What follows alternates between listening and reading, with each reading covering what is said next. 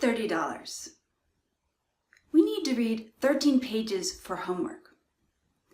Did I say 30 or 13? How can you tell the difference? It can be difficult to hear the difference between tens and teens in English.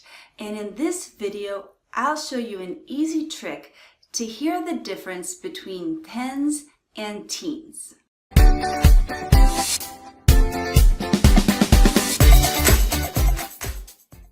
Pairs like 13 and 30, 14 and 40, 18 and 80. How do you hear the difference? They sound almost the same. Actually, there is a good way to hear and pronounce the difference in these pairs of words. And let me show you. When you have words like 13, 14, 15, 16, 17, 18, and 19, the stress is on the teen. That's the second syllable. That means it's a little bit longer, maybe a little bit louder. 13, 14, 15.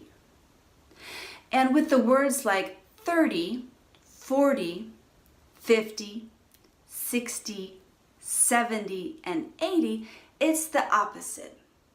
There, the stress is on the first syllable.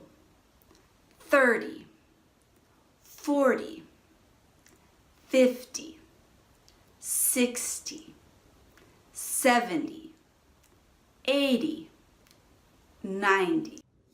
And now you can practice your pronunciation. I'll say the number and you repeat after me. 13, 30, 15,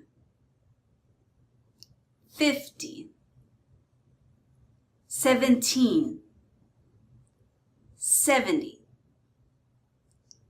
80, 18, 40, 14, 60, 16,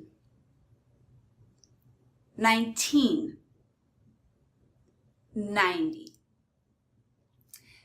And now I'll say these numbers in some sentences. You can listen and repeat after me. She invited 70 people to the party.